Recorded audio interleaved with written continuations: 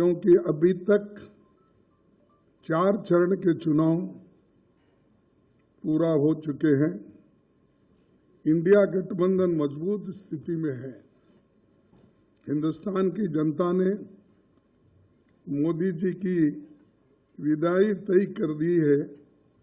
पूरे देश का माहौल देखकर मैं विश्वास के साथ कह सकता हूं 4 जून को इंडिया गठबंधन नई सरकार बनाने जा रही है। हो सकता है आप लोगों को ताज्जुब होगा, ये इलेक्शन रहने की वजह से हर लोग ये अचंभे से ही इसको देखते हैं। और 2024 का चुनाव देश का सबसे बड़े महत्वपूर्ण चुनाव है। ये चुनाव देश के लोकतंत्र को बचाने का, संविधान को बचाने का ये चुनाव है और एक विचारधारा का चुनाव है। हम 2 विचारधाराओं के बीच लड़ रहे हैं। देखिए, देश को तो बहुत कुछ हमने दिया है, खासकर गांधी जी ने जो आज़ादी दिलाई, नेहरू जी ने जो अपना ये लोकतंत्र का बुनियाद डाला, डॉक्टर बाबा साहब अम्बेडकर ने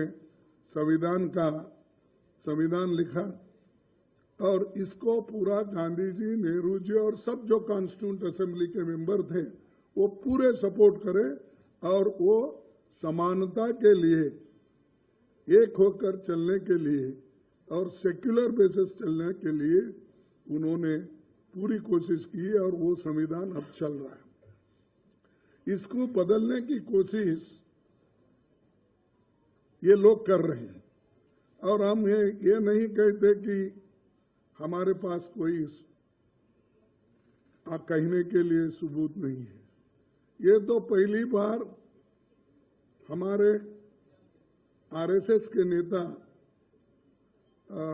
मोहन भागवत ने कहा, अगर हम आएंगे तो बदलाव लाएंगे संविधान में।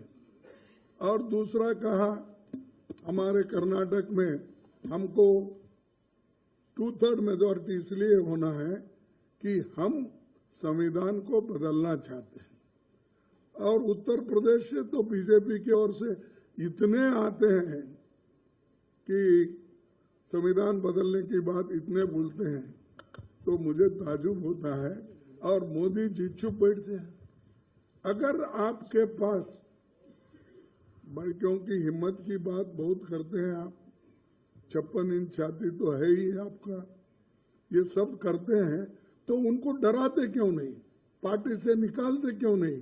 भाई ये संविधान के खिलाफ ऐसा नहीं बोलना चाहिए, ये देशद्रोही का काम है, ऐसा बोलिए।